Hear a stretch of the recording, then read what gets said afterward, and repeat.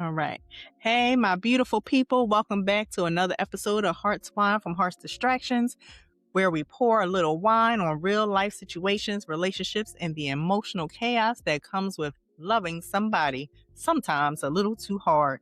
Now, listen, today's episode, this one right here, is not for the weak. This is for the ones who have loved someone through their worst moments, and I do mean the worst. The ones who stayed when they probably should have left. The ones who kept giving, hoping, fixing, and praying that one day things would change.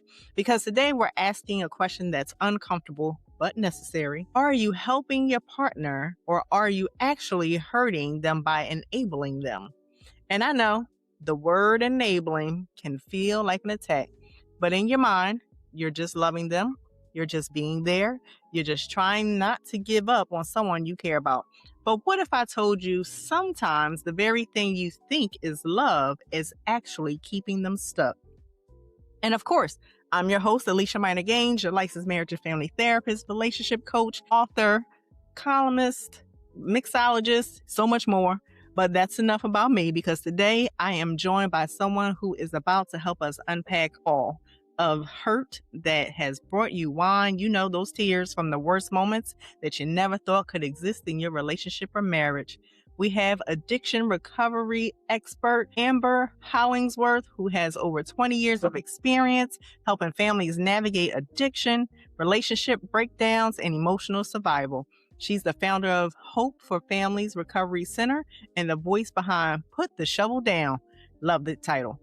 Where she's reached hundreds of thousands of people trying to figure out how to love someone without losing themselves. Amber, welcome to Heart's Wine from Heart's Distractions. I already know this conversation is about to get real.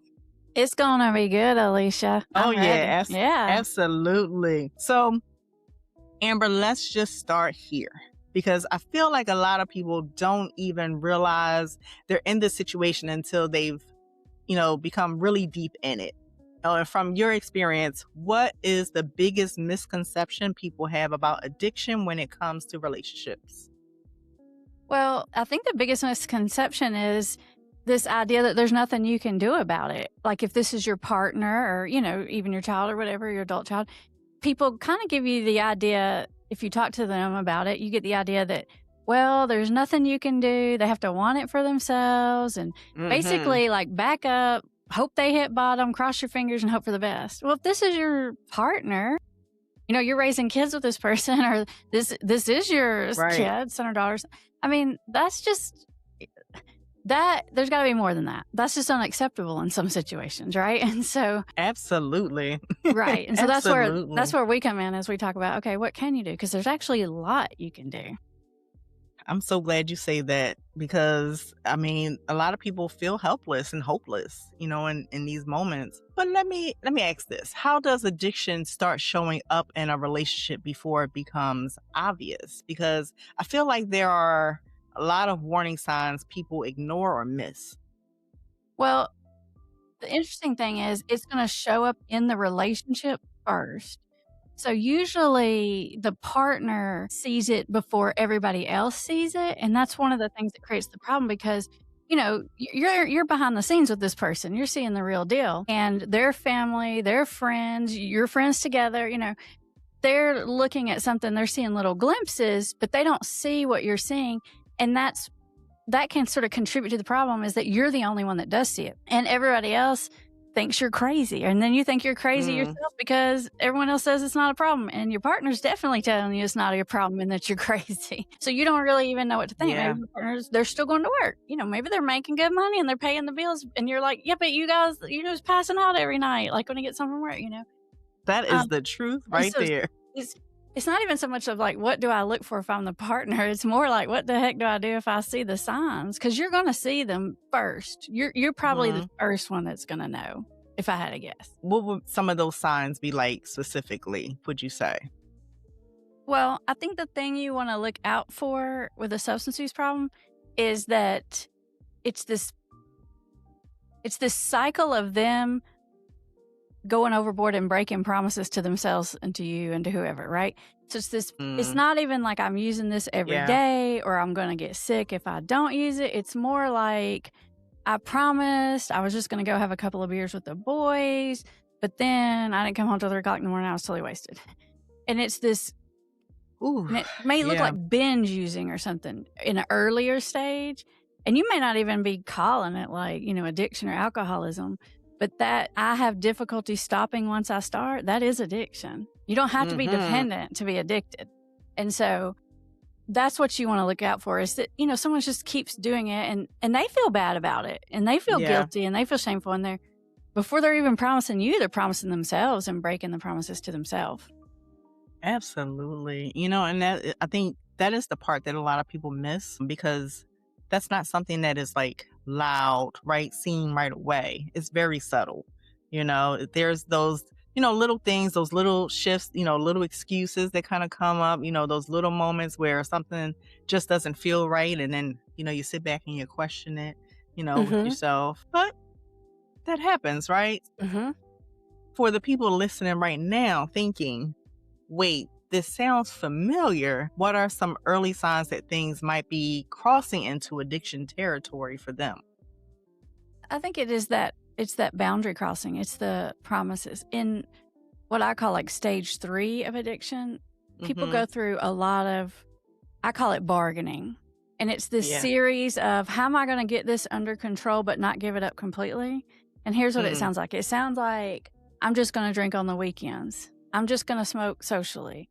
I'm just going to do $5,000 worth of cocaine and not 10. It can be, I'm just going to drink beer, not liquor. It can be any of these. Let me see if I can cut it back. Let me see if I can stop this substance, but still do this one. Let me see if I can do a reset period. Let me see if I can do like a dry January.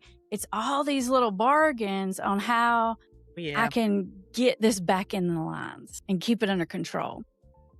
I'm so glad you said that because, a lot of couples do kind of fall into that bargaining space with one another and, try to say, well, if I do this, maybe they'll act this way.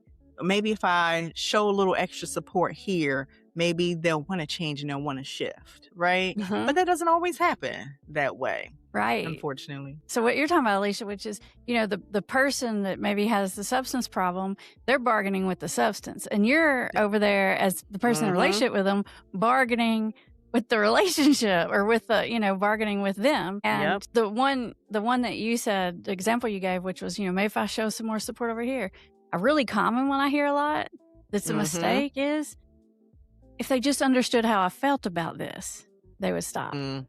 Major mistake. Major, don't do that. Stop talking to them about how it makes you feel and start trying to get them to talk about how it makes them feel. That, if you really want someone to change and get insight and get out of denial, that's the way to go about it. Yeah, absolutely. And that just made me think of something. Maybe I want to shift a little bit because this part kind of reminds me of like, that saying is like, I'm just being supportive. I'm just loving my partner. But there's a fine line between helping and enabling, right? Yeah. So I guess from you, I want to know, how can someone tell the difference? How do you know when you've crossed that line or when they've crossed that line? Most people in the addiction recovery space, they get really keyed up into this enabling concept. And they'll tell you things like, you're killing them, you're helping them kill themselves. And I'm like, okay, calm down. The things that people think are enabling, they usually are, which are like giving money, giving them a place to live, like calling their teacher and asking for them to get another chance. Those are all enabling things. But you know what? That's not the most enabling thing. I'm going to tell it to you in just a minute what the most enabling thing is. But if you want to know which one that you're doing, am I helping or am I enabling? Helping always makes you feel good. Think about when you help somebody, you did something. Oh, yeah. You rescued a pet, you helped a pet, whatever. You're going to have a really good feeling about it because that's just the way our human brain is wired. We get all the good brain chemicals. We feel good. When you're enabling, you feel resentful about it because you're really doing something that you really don't want to be doing and you feel like you have to for whatever reasons and you don't feel good about it. Yeah. What happens is you like feel crappy if you don't do it and you feel crappy if you do it. And so you end up with this, I call it guilt-resentment feeling. So it's part guilt, part resentment, like guilt-resentment. And you just don't feel good about it. And you're mad about it inside. depending on your personality, you may or may not say that out loud, but you have that feeling inside. And so that's how you know which side you're on. If you feel good about it, you're helping. If you don't feel good about it, you might be over in the enabling side. Right. And oh my gosh, that is such the truth. And it kind of almost feels like codependency, right? Sure. Uh-huh. And we know where that comes from. It comes from love, right? All the Yeah. time. Right. But a lot of people get stuck there. It's like because love mixed with fear. Right? Ooh, When you get those two things all twisted up, now you have codependency. Yeah. yep, because love makes you want to protect them, even from the consequences, And that's not what just the good family stuff. systems are supposed to do, right? Where people get in groups to protect each other. So it's Yeah. not even a dysfunction, that's a functionality of the family. And I think a lot of us were taught that love means sacrifice. Mm-hmm. That if you really love somebody, you ride for them no matter what. Mm-hmm. But let me ask you this. Why do so many people confuse love with self-sacrifice, even when it's hurting them? Let me think. Why do people confuse love with self-sacrifice? I think it depends on your childhood wounds, right? That's not Mm. everybody's coping mechanism. But Oh, yeah. sometimes you're trying to heal your childhood stuff. You don't even realize you're doing it subconsciously, through your current relationships. And if you had like a fear of abandonment as a kid, or you spoke up about something, it didn't get, met very well by your parents or whoever was in your life, then you're more likely to fall into that category of, I have to make myself small, turn all of my needs, wants, thoughts, feelings down to the bare minimum, or I'm going to lose this relationship. But actually doing that will make you lose the relationship. Absolutely. Absolutely, that part. Because, it's like some couples out here are kind of like sacrificing their peace, their sanity, their self-worth, and just calling it love. And it's really not at the same time. But I guess, what would be some examples of behaviors that feel like someone is like helping instead of actually enabling? Well, this might be a good time because I know I said a few minutes ago that I would tell you what the most enabling thing is. So this will be a good time. This would be the perfect spot for that, Lisa. People think it's the money, the making excuses, the self-sacrificing. And even though those things are enabling, don't even worry about those things. The most enabling thing you can do, this is the biggest, worst possible enabling thing you can do, is play the villain in someone's story. Let me explain why that is. Because Wow. sure, deep. if you go and you give somebody $20 and they're an addict, they're probably going to go spend it on drugs. Okay. But $20 never made or break somebody's addiction. If you pay their rent, sure, they're going to take their money and go use with it. I'm not saying you Right. should do that. I'm just saying that's going to that could result in them having one more use or whatever. Okay. But if you act like a crazy lunatic trying to block the door and fist fighting them down and say all these crazy things to them, you're giving them the emotional currency that they will use for the next 20 years to justify bad decisions. And you know how, that's because they done said it to you 155 times every time you get in an argument. Absolutely. And they're still using it against you. In their own mind, they're preoccupied with that, what you're doing wrong and how you're the villain and how you're not fair and you're critical and nothing they ever do is good enough for you. And that resentment and self-pity fuels addiction. It fuels bad choices, basically. And so when you play the villain, you have enabled. That's the big daddy. If you want to stop enabling, stop doing that. Wow. Ooh.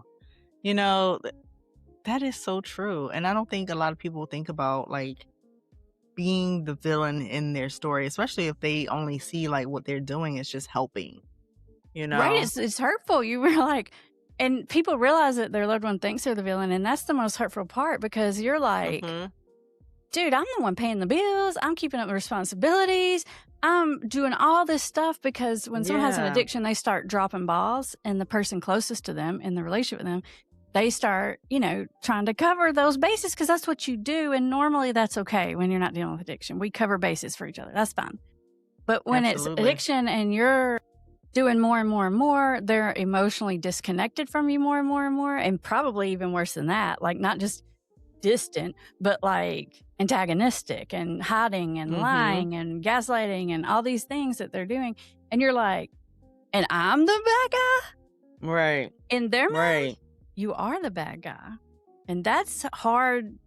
That's hard to hear, I think, because you're like, Yes. kidding me? I'm doing all the things. That's Yeah, a hard pill to swallow. it is. Absolutely. And Mhm. I can only imagine the level amount of guilt that would come from that. To see yourself as the villain, and then to be like, so I'm actually doing more harm than good, and now I got to internalize that. Now I got to carry that weight, which turns into guilt and shame at some point, you would think. And it's like, It's guilt and shame that we do mhm, the same thing they did. We turn into blame. So it yeah, happens so fast, you probably don't even stop and feel the guilt and the shame. You just ticked off about it because they put you in that position. That's the way they feel. The fastest yeah, cure for shame is blame. And so what happens is both people get in this right, blame cycle and nobody trusts anybody and everybody's lying and hiding, both sides, and we get a hmm mess. Yeah. that is true.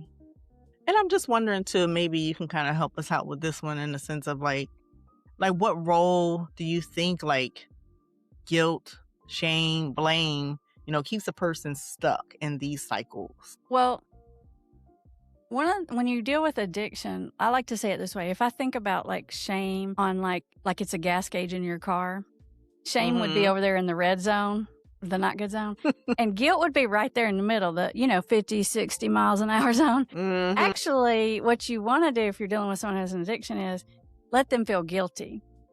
The way you let them feel guilty is you let them do the thing, and then you don't jump on board. You don't say, I told you so. You don't say, I can't believe you did that. You don't say, you're going to ruin everything.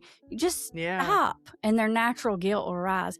Because guilt actually makes us want to change our behavior. Shame makes us want to run and medicate this bad feeling, because it's like it's so extreme. If you think of that gas gauge, when you get over there in the shame, it's too uncomfortable for people to sit in. And so when we're harping on people and we're telling them how they're messing it up and how they're hurting us and they're hurting their kids and they're ruining their life, it's like we're pressing on the guilt button too hard. So back it up, Yeah. because they do need to feel guilty. They got some things to feel guilty about, okay? Let's just be real. They do. Right. All Absolutely. you got to do is step back and let it happen. And if you're not the villain, they'll actually feel bad for letting you down. But if they let you down and you jump in and you be the villain, they won't feel bad. They'll feel pissed off at you. Oh, yeah, Because that anger starts to come because out. you're critical and nothing they ever do is good enough for you, and you're always negative, and you think everybody's an alcoholic because your brother was an alcoholic. All the things. That's what they're going to think. Absolutely. Absolutely. And with what you just said, right? I want to add, and maybe you can talk about just the cycle of it all, and break it down for our listeners so they can really have a good understanding of not just how the shame and guilt kind of comes in, but also denial and anger, right? How all of that plays out. Yeah, that's such a good question, because it's like I said before, if someone does something, they make a not great choice, whatever it was, they let a ball drop or whatever, and then you come at them, and then they start saying those things like I just said to you. Ones I didn't say, which will also occur, that yeah, I do it, but it's not that big a deal. Yeah, I do it, but I'm still paying the bills. So what's the problem? Yeah, I do it, but I'm not a mean drunk. I don't know what you're upset about. It's not like I'm beat you. And then they How many have heard that minimize it. before? Okay, yeah, so what? I drink too much the other night, but I don't drink nearly as much as this person or as the people I work with. They start minimizing it, rationalizing it, blaming you for it. When someone feels cornered, every thought they have, everything that's going to come out of their mouth is going to be a justification, rationalization, and minimization. When you're putting someone accidentally in the position to think those thoughts and say those things, you're reinforcing their denial. They're convincing themselves right there in that moment. Every time they're thinking a thought that's against what you want them to think, don't put a person in a position to defend that behavior, because it's helping them stay stuck in denial, because it's their defense mechanism kicking in to protect themselves. But as that defense mechanism is kicking in, they're reinforcing their choices, that you're really just overreacting, or you're just mean, or whatever it is, and holding on tighter to whatever that coping skill is, whatever this habit is that they have that you want them to stop. Gambling, sex, alcohol, whatever it is. Mm-hmm. Wow. That's really powerful because what I'm getting from that too is like when you really understand the cycle, even if we're talking about denial, it's like you stop taking everything so personal, at some point because you get into the awareness of it, right? Or hopefully you can get there, right? So that way, one, you can take accountability, let alone be like, or, that's for the person actually in the addiction, but the other person, the partner, being able to say, all right, maybe I need not take this so personal because this is not my stuff. This is their stuff. It is their stuff, and you have to get strategic. I would say it's not that you shouldn't take it personal. It's that you should get out of your emotions in the way that you're dealing with. Because it is personal. Because they're not just screwing up their life, they're screwing yours up too. Let's be real. They are. How about that? Okay. So it's personal on that level. But if you're reacting to it from that hurt place, you're probably making all the wrong decision. So it's not so much that I would say don't take it personal because they don't mean it to hurt you in that regard. They're not trying to hurt you, but it does hurt you. It does in lots of different ways. So it kind of is personal. But get strategic about how you choose to react to it outwardly if you're trying to change the situation. Gotcha. Okay. So I guess here's my question then. Like, why do you think denial is so strong even when the consequences are like right there facing you, right in front of you? Well, we all do the same psychological mechanisms. We all get in denial about problems that we have. It could be about money, relationships, whatever it is. And it's a protective mechanism. It's just a process that we all do.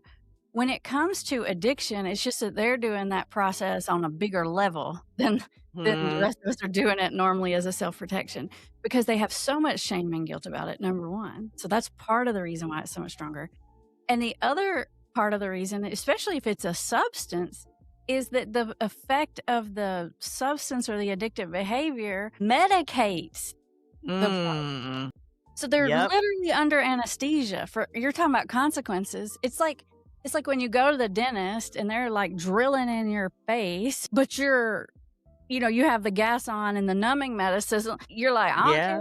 Like they're medicated. They don't feel it the way that you think they should feel it. They're literally medicated. So those consequences don't always come through the way you think they're going to come through. That is true.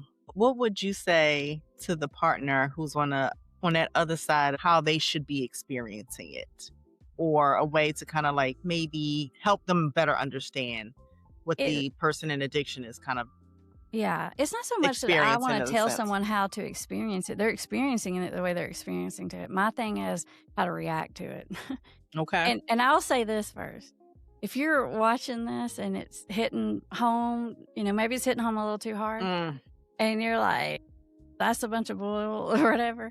Here's the thing is, everything I say is not fair. I'm just going to tell you right now, it's not fair. Right. You've had to be the bigger person. You're putting up with crap you shouldn't have to put up with. It is not fair. So I always say, I'm not here to tell you what's fair. I'm just here to tell you what works. I'm not even trying to tell you should do these things because you should just get the heck out of this. I'm not saying that you should. It's not fair. I'm not saying you ought to. I'm just saying if what you're trying to do is be in a relationship with someone that has an addiction and your goal is either to stay and tolerate it or to get them to change, this is what works. It's not fair though. So that's why I say I'm not trying to tell you how to experience it because you're experiencing it the way you're experiencing it. But the way you react to it outwardly has to be strategic and in our thinking brain, not in our emotional brain. And some people just can't accept change, as a whole. And it's like, how do we expect them to begin to accept that even in this space, right, of addiction? But there's one thing that I've always heard, and I want your insight on this one definitely, because I know this one might hit home for some people. It's like you hear the saying, well, they gotta hit rock bottom before they change. Why? There's a little truth in that, but it's distorted. So let's talk about where there's Okay. difference. I do believe it has to get uncomfortable. The scale has to tip. The pros and the cons. The cons have to start outweighing the pros before someone's going to decide to change, whether it's addiction or anything else, right? Like, totally. But with addiction, there is a pivotal point. If the consequences get too big, the bottom is too huge. They're homeless for months on end. Like, they're in prison for 10 years and now they can't even get a job. Like, they've already lost their children. What happens when you get someone to that extreme of the bottom, you think, oh, that's going to make them stop. But actually, I think when you get really extreme, the chances of them being able to stop or choosing to or to go to treatment are less because they don't have much to lose at that point. It's gone so far. They're used to it. Maybe you thought if I kick them out, they're homeless, they're going to wake up. Well, guess what happens? They get used to being homeless. Yep. It becomes their new normal. Absolutely. Yep. Especially if they're on drugs because, like I said, they're medicated. Like, they don't feel that pain the way you think they're going to. And so I do think it has to get uncomfortable. But this idea of if they hit a bottom, they're going to stop, I don't think that's correct. And I think it's a little bit dangerous because we kind of get the impression that we have to create this bottom for this person. How about that?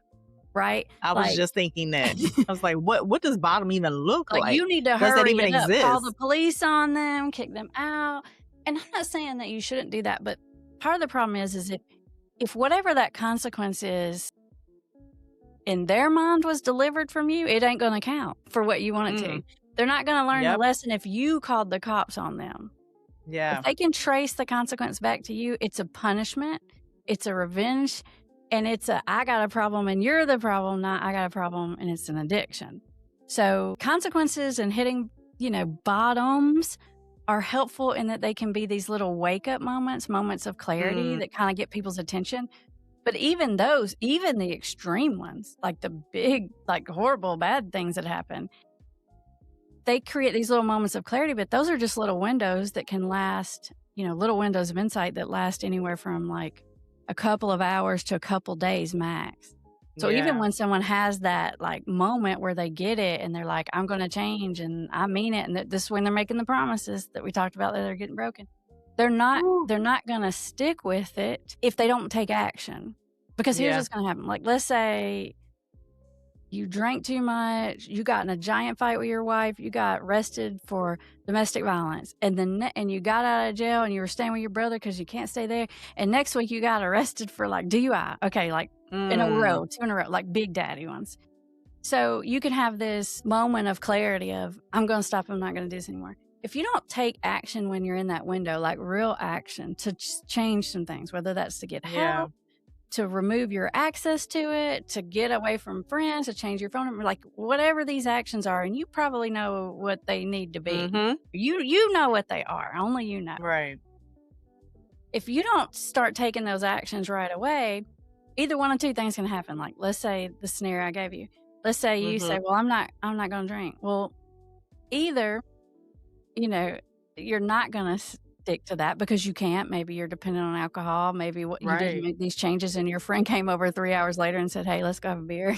Yep. That happens. Whatever it was. And then you're relapsing, or you don't. And now it's been 5 days and you haven't drank. Now you convince yourself you don't even really have an alcohol problem because what alcoholic could go 5 days without using? So if you're successful, it goes against you. If you're not successful, it goes against you. You got to take action and start making movement when you're in that window.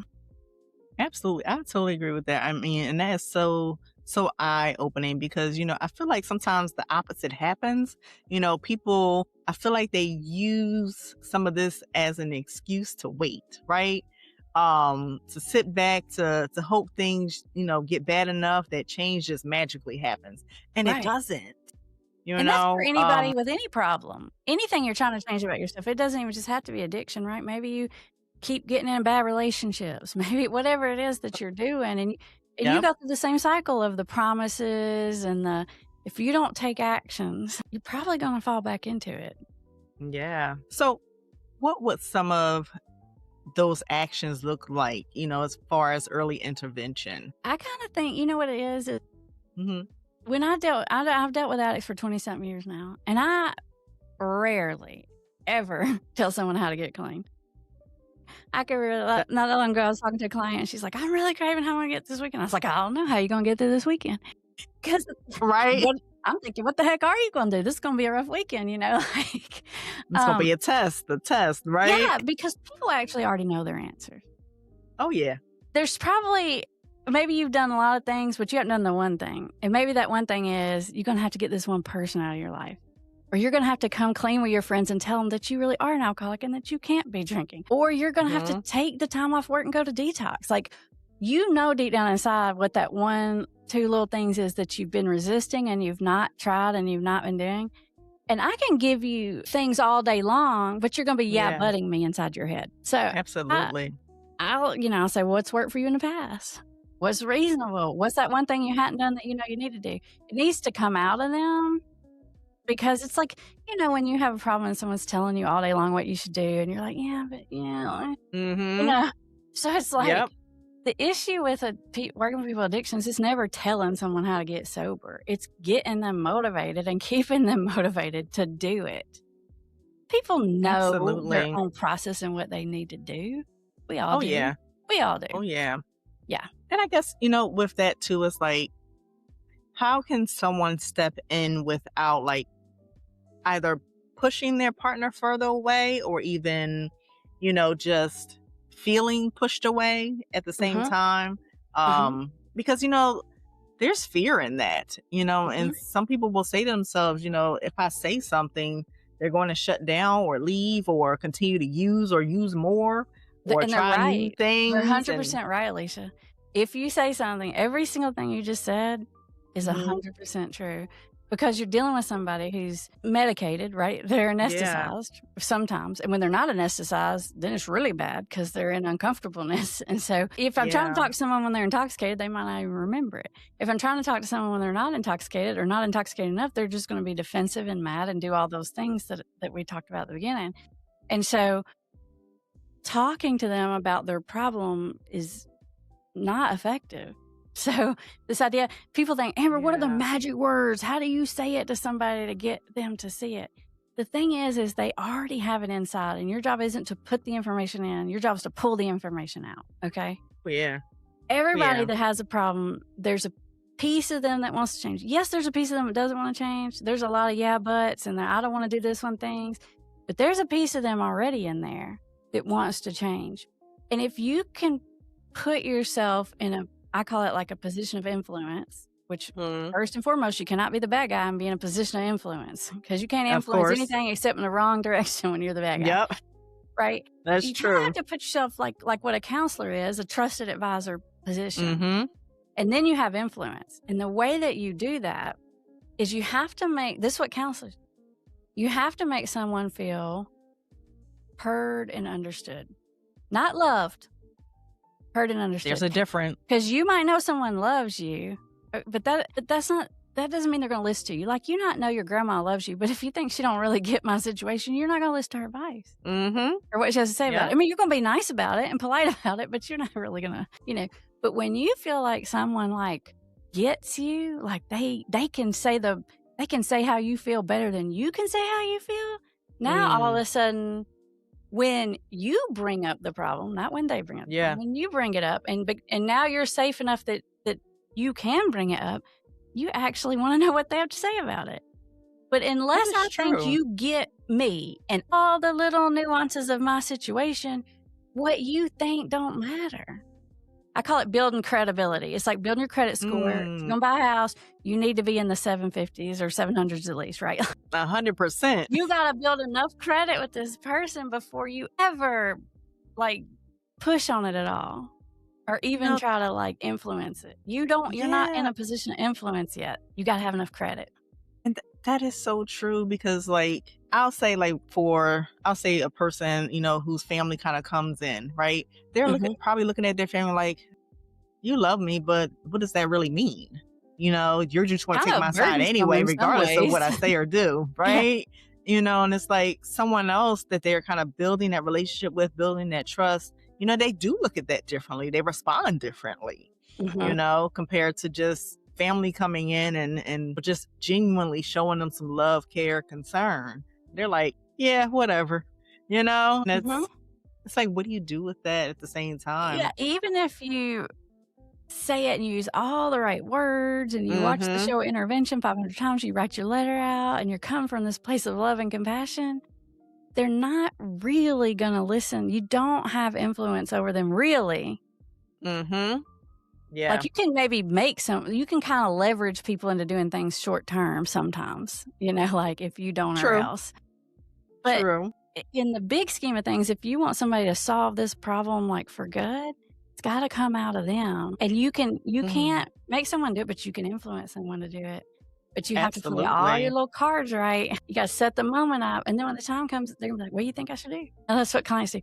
What do you think I should do, Amber? And I say, I Yep. think you should get on this alcohol monitoring device because then you'll be able to see your kids. You're not going to have supervised visitation. And they're like, thank you. Like, oh my gosh, you just helped me so much. And now I'm Right. talking to it now. But you got to set it up so that you're in that influence position and wait for your right moment.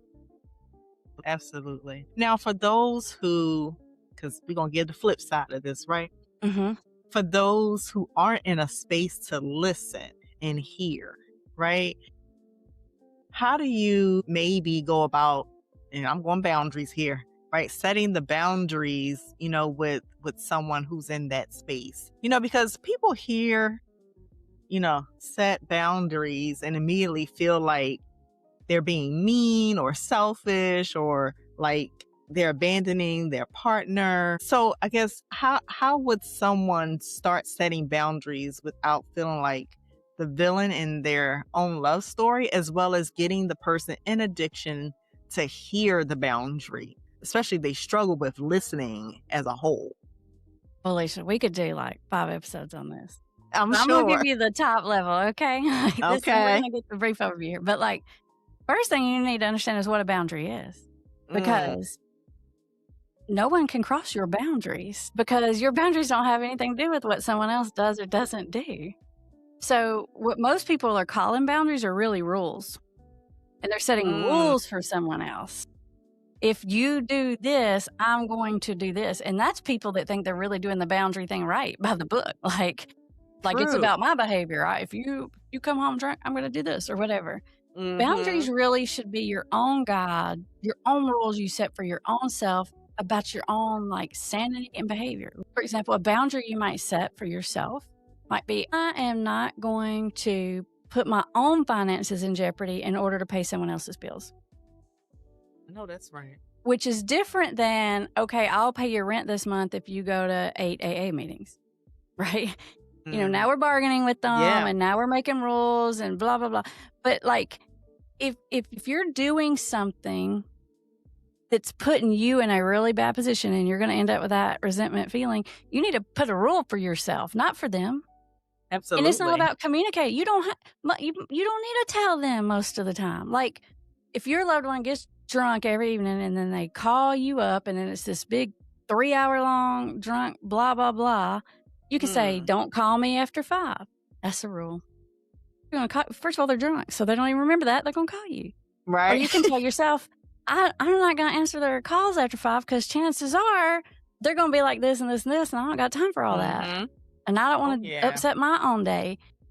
There's no need. You don't even need to communicate that. I felt that, because boundaries, like you said, they are your own, I call it morals and values that you're kind of like setting with the person, right? And, it isn't like punishment. It's for your protection, their protection, And if we're going to be honest, when you start setting boundaries, there's going to be some pushback, right? Right. So, Especially if the boundary setting, you're not really being honest with yourself and you're setting a rule for someone. absolutely. Right. Absolutely.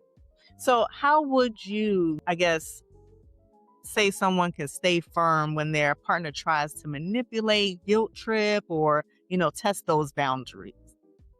Well, give me an example. Like I know what guilt Hmm. trip and gaslight manipulate. Hmm. So give me like a real life situation and we'll walk through it together. Okay. So, I'm thinking of a client that I actually had before, a couple. So, the wife pretty much was showing up in so many ways in the sense of giving them money when they ask for it, dropping them off in front of casinos, even though they're like, I'm meeting friends. We're just hanging out. We're going to go eat in one of the places there when they're really going to go gamble, so, but would always say, hey, I'm not going to do this for you, which is I'm not going to take you here, but then end up taking them and dropping them all. So it's like they're trying to set the boundary, but not really staying firm with it. Right? Because whatever the struggle is, and I think for that particular client, it was being able to say no to their partner, which led them to keep doing things because the partner would always be like, oh, well, you're not taking me here because I want to go gamble. I want to go hang out with my friends. Or you're not giving me money because I want to go buy a bottle of alcohol. I'm going to the store because I just want to go get some snacks. Right. And they know every time they did it, they would come home with either alcohol or drugs, or would hide it, of course, a lot of times. And then they would just be left to find it. And it's like, well, I gave you this $20 because you said you needed X, Y, and Z. And they're like, well, right. And then it just goes quiet. This is going to sound crazy, okay? Especially coming from an addiction professional. Because I don't know that you're going to find another one that's going to say this to you. But say it, please. You're trying to set boundaries around, I'm going to give you money or I'm going to give you rides, but blah, blah, blah. And I know that anyone else would say, well, that's enabling their behavior. Well, even if you're trying to set these boundaries so you're not enabling, you're still trying to control their behavior because there's an outcome, right? Yeah. You should make those decisions based on how they affect you, not how they affect the other person.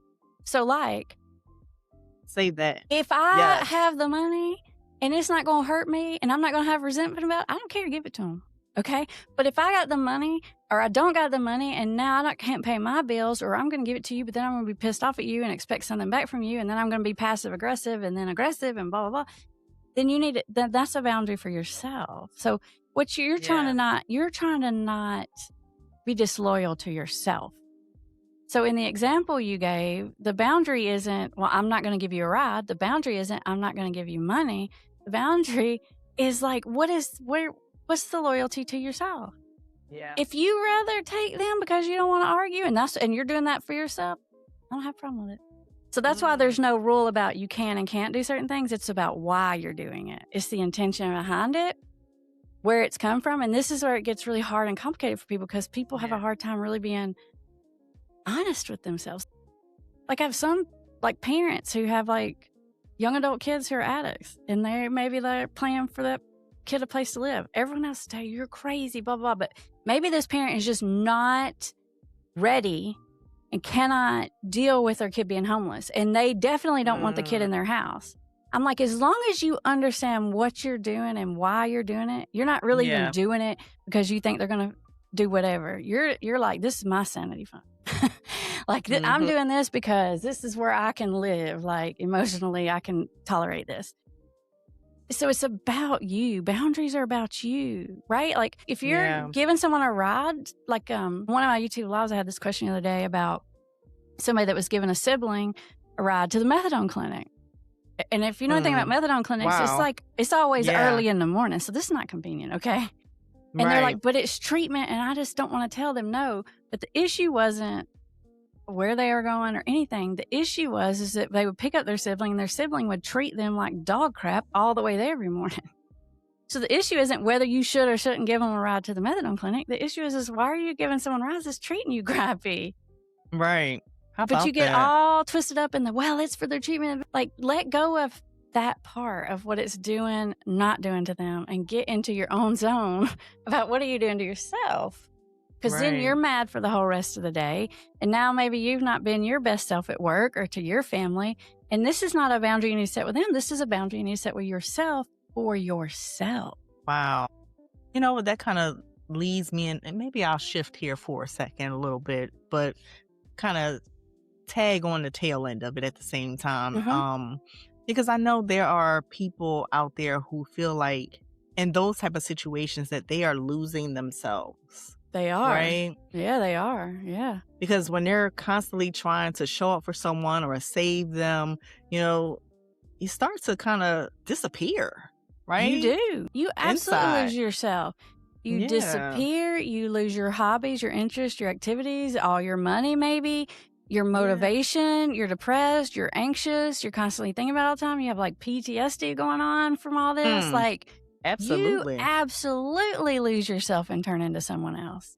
Yeah. If it's in your So- house, there's no way you're living with this and staying like it's like a black vortex hole that's just like sucking you in like in space or something. Like, yeah, you definitely 100%.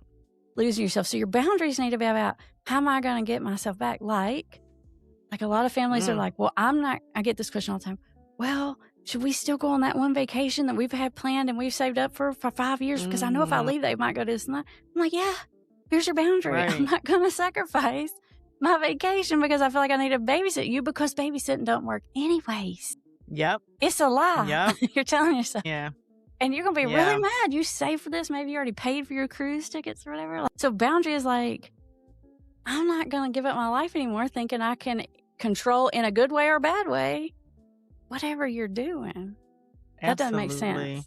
And there are so many people out here that really believe that they do have to put their life on hold, to save their partner or family member. And that's not necessarily true, because you're right. Like, they need to continue to live their life, because really there's nothing that they can do to stop them from using or going to gamble, because if that's where their mind is made up, that's where they're going to go. That's what they're going to do. Well, I mean, I personally believe there's actually a lot of influence things you can do to pull it out of them. So I'm not even there's nothing you can do. But here's the thing. If you've lost yourself, you can't come at them with the right energy. It's like a counselor who's not taking care of themselves. They can't even help their clients because they're not dealing with their own crap. And then, Of course. And then it's just seeping into the session or whatever. So it's like, if you're not dealing with you and you're not holding boundaries for yourself, what happens is you put yourself in a place of desperation. Now, maybe when you get desperate, you get needy and clingy. Maybe when you get desperate, you get mean and nasty. Maybe when you get desperate, you shut down. That's all depending on your personality, your childhoods, all the things. But desperate energy is never good, and it's not attractive, and it doesn't motivate the right behaviors. So it's like the first step of if I want to change someone else is get my own energy right. And I call it, we do this thing every so many weeks called the Nile Breakthrough Challenge, and I call it hot girl energy. Ooh, said, I like that. You got to get your hot girl energy, because there's like, I don't know why that term's like something goes to my mind. It's like not mean girl energy, hot girl energy. There's a Like, difference. I got me, and when you're around me, I'm fun and I'm into you, but I got other big things to do. I'm busy. I got things going on. Like, I'm not going to, there's not desperation there. There might be kindness, there might be charm, there might be fun, there might be interest, all the things, but there's not desperation. Yeah. So I'm like, and if you're a guy, same thing, hot guy energy, it's the same. Bring your hot girl energy, and you can't do that if you've lost yourself. Absolutely. Absolutely. I agree with that. And it's like, so kind of what I'm hearing a little bit is like, the energy has to match the action, right? Well, because the person is going to respond to the energy that you bring. If your goal is to really change someone, I'm not here telling you can't. I'm telling you, I'm the only one out there telling you can change someone. What I'm saying is you're going to have to change your energy to do it. So I can give you all the right words to say, and I can teach you exactly what to say. But if you bring the bad energy, it's not going to work, because people feel that, even if they don't even know it, and they put a vibe, just like you feel people's energy, like you get an ick or you get a or whatever. Yeah, they'll start rebelling. If you bring the wrong energy, it pushes people away because it's uncomfortable. Absolutely. So it's sort of a two-step process. It's like I got to get myself together, and that means whatever that means. Like keeping myself in a financially good position, or in a position where I know if he left, I'm going to be able to take care of me and my kids, or like I'm going to still go to my yoga class or take my Pinterest thing or whatever it is. Like, you got to get yourself back. Then once you can kind of stabilize out a little bit, then you can use all my strategies for getting this other person to change. But it's no sense in it, because you're not going to be able to stay consistent with what I'm going to tell you to do when you're a mess. Like, you're going to do it today, and tomorrow you're going to blow it, and you're going to lose your cool, and you're going to say all the things, and we're going to start over. So it's like you got to get yourself sort of centered almost. It's like Jedi training, honestly. It's like you got to get yourself in the right place and get your powers right. Yeah. Absolutely. So I guess, how can someone protect their mental and emotional health while still loving someone in addiction? Well, sometimes for some people, it's just deciding I'm going to love them no matter what. I'm not even going to try to change them. And that could happen for various reasons. Maybe you don't have it in you. Maybe they're literally 3 months from dead. Maybe they're 98 years old and it's just not worth it. Maybe, I don't know. There's a million reasons why that could be. And so sometimes it's a matter of how do I just get okay with this and function and move forward? And then other times it's like, how do I get out of this? How do I leave this relationship? And then other times it's like, okay, how do I get myself back and then do what I can do to influence this other person? So you kind of got to decide, what bucket am I sitting in? Where am I trying to go? And there's not a right or wrong bucket here. Like, it's very dependent. And there's no like you should or you shouldn't. Like, you got, where are we going? And then we can sort of talk about how do we accomplish that? Okay. Now, what about, and this might be a hard question, but we're going to keep it real, right? Right. What about the person who's like, I've just had enough. Like, I just think it's time to walk away. What would you say to them? Then it's time to walk away. But people say like all the time, like, should I leave them? Blah, blah, blah. I'm like, I'm not ever going to tell you to leave someone or kick someone out, because if you kick them out and then something bad happens to them, you're going to be mad at me, and that's not going to be on me. So, but I'll tell you this, you'll know when you know, and you won't even need to ask me, and there wouldn't be anything I could say to change your mind anyway. Now, what you don't want to do is try to say it, but you don't really mean it. No bluffing. And you don't want to say it just in this moment of immediate emotional, like I'm just really mad in this moment and I'm done. Like when you're done, like it's not I'm in the middle of an argument with you done. Because when you make a decision, I'm done because we had this argument and this one thing happened, when that feeling goes away, your decision's going to go away and you're going to go back. Okay. And then you're going to feel dumb for it and you're going to be like mad at yourself of, why do I keep doing this? You're going to be mad at yourself. So when you're done, you're just done. Like, and you're like, even if they got sober tomorrow, I'm done. You just like, no, or you're just like, yeah, they could get sober, but it's not going to happen soon. And I can't do this another year or whatever it is, like, and that's okay to be totally done, but you'll know when you're there. Don't bluff it. That will blow up in your face big time. Wow. That was so real. And if I can tack on another question to that, in a sense of like, what if someone says, I don't even recognize myself anymore? And it has nothing to do with them being in a space of like, I'm done. But now they are like, I don't even know who I am in this space anymore. Beat down, depressed. Yeah. Just like the addict looks in the mirror one day and they don't recognize themselves, so does the family member, And so absolutely. When I'm working with people who have addictions, like I said, I don't tell people how to get sober because it's not that complicated. Stop doing it. Like, now you know what you need to do in order to make that stop, but what I try to do is get someone back in alignment with their values and who they are. So if you've lost yourself, then let's go back to the drawing board and figure out who you are, what your values are, what you care about. If you don't know who you are, well, who do you want to be? Right. Plain slate. Who you want to be? You don't even have to be that same old person. Like, let's define it. And then let's get our behavior to line back up with that little bit at a time. And then our self-esteem grows and our self-confidence grows. And before we know it, we got our hot girl energy back. Absolutely. And, I think I've said that to like clients and like, their partners or family members on both ends. It's like, neither one of you have to be, the person that you were. You can be you 2.0, you know? Identify what you want things to look like moving forward and not feel like you're stuck. Right. And that's so true, Alicia, because that's one of the reasons why I love the work I do, recovery, no matter which side, the family member side or the addicted person side. If you come out the other side of addiction and get in recovery on either side, you're going to be a better person. You're not recovering your old self, because what you're going to have to do to get there, you're going to have to work muscles that regular people don't. You're going to have to be honest with yourself on a different level. You're going to have humility on a different level.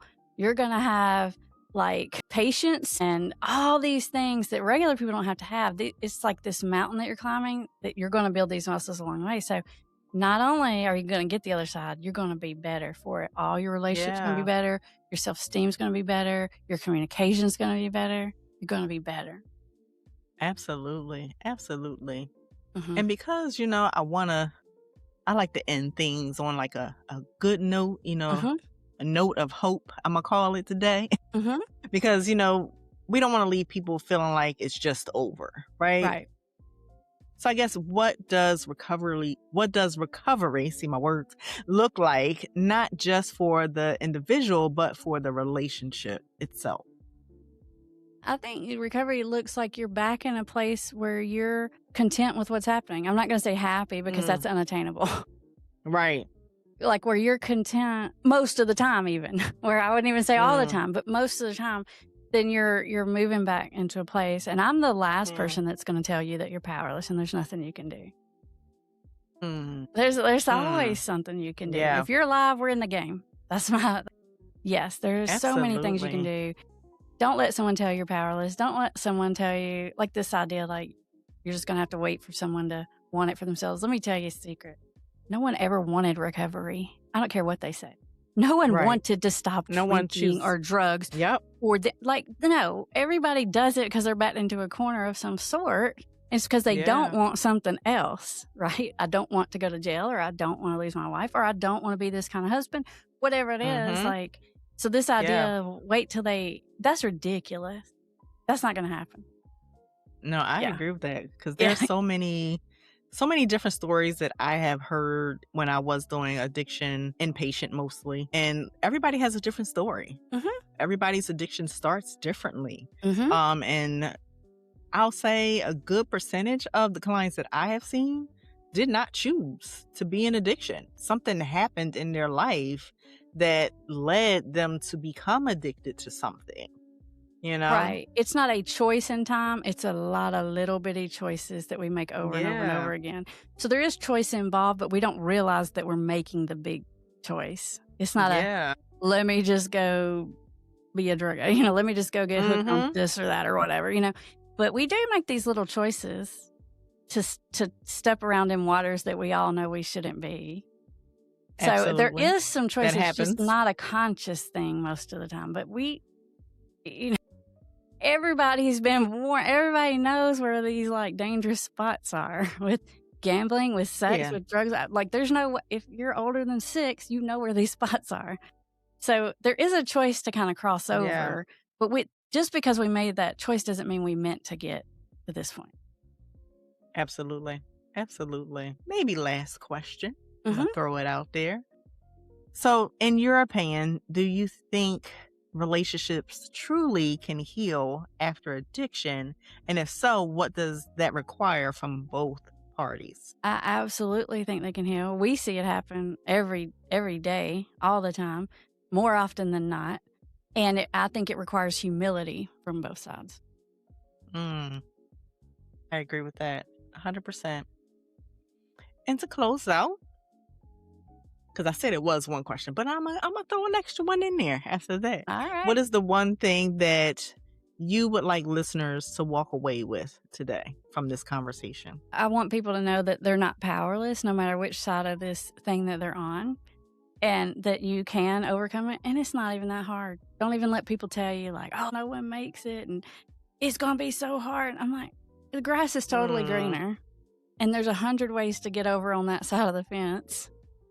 Yeah. And you're not powerless. Absolutely. Not powerless. So if anything, I need listeners to hold on to that, right?